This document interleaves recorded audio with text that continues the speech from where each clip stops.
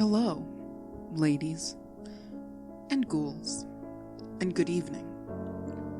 Oh, today is the day. A special day for those of us ghouls who have someone special. Perhaps some of you are celebrating the day you first unearthed your significant other, and just how much you dug them. Maybe some of you fiends are already living together. You two really hit it off when you met, and things escalated so very quickly. The way he spoke simply captivated you, and so you've kept him captive in your basement. He's very well taken care of, he's well fed, and you give him everything a man could want. Except his freedom, of course.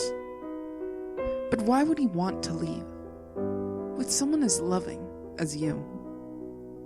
No, without a doubt, one of the worst things that happens on this day is when you absolutely and utterly adore someone and they outright reject you.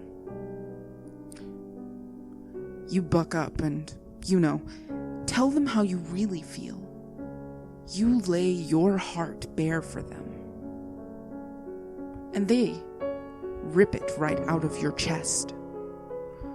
So you decide to return the favor and keep theirs in a jar. Because even if they'll never love you, their heart will always be yours. At least until it's confiscated as evidence in the inevitable investigations and trial. But, it's a wonder what a few hefty bags, a couple gallons of bleach, a pair of gloves, and a well-timed trip to an abandoned field 25 miles away will do. I'm sure you all recall that rhyme we used to say in ghoul school so many years ago. Remember, remember the body to dismember, cast clothes and evidence to the ember. And if you don't before next day's wake, the dead will rise and will your soul take. Actually, I think I mixed up a bit of my old necromancy class mantra into that. Oops.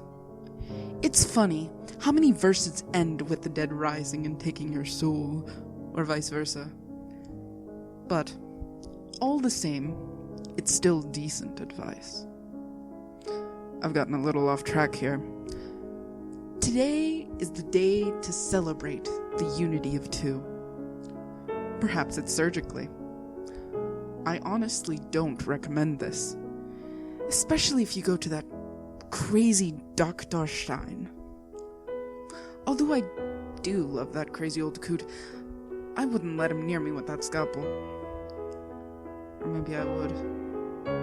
If he turned the lights down, maybe lit a few candles. Maybe burned some incense. Put some music on. Like some slowed down demonic chanting with ambient industrial background. Let's just forget that happened. Now, maybe some of us have more than a single special someone, and you have many. You're probably a succubus, or an enchantress, or a witch or wizard of some sort, with spooky powers that cause individuals to become hopelessly enamored with you. And they follow you, en masse, wherever you go. Which, without a doubt, makes walking places at night safer. But eating at buffets, or traversing narrow corridors, or calculating airfare, a hassle. Oh, love is in the air. Now, maybe you're the kind of individual that hears this and instantly puts on a gas mask and prays for science to hurry up and find a way to remove this deadly toxin at once. Now, there are those of you who have undeniably loved at one point, in spite of your firm belief that your heart was too shriveled and decrepit, and have lost that love. And neither the dark gods nor profane acts of necromancy, or other unspeakable and unholy acts and dark arts could bring them back to the world of the living.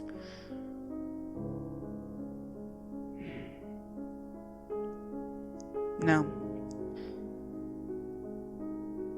let's take this moment to take our hats off to those who have actually successfully raised their beloved from the dead, and have them not be resurrected as a mindless being set on feasting on the living.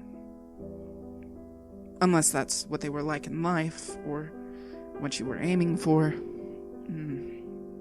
Regardless, there are also those of you who are single, and happy as a Pringle, and that's wonderful for you. If you manage to take over the world, and like the mad little devils you are, you'd rather not share the throne. It makes decision-making much less complex, to be honest. And deciding what toppings to get on your pizza, much more simpler too. There's also the category of us who are not single, and sure as hell ain't happy as a Pringle, and would gladly eviscerate anyone who is. But please, keep your homicidal rage quelled for only a little while.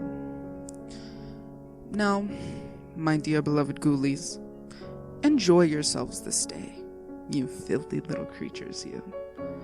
Now, I have a date with some dark forces, and a 9-pointed pentagram to get to, so good night, dear ghoulies.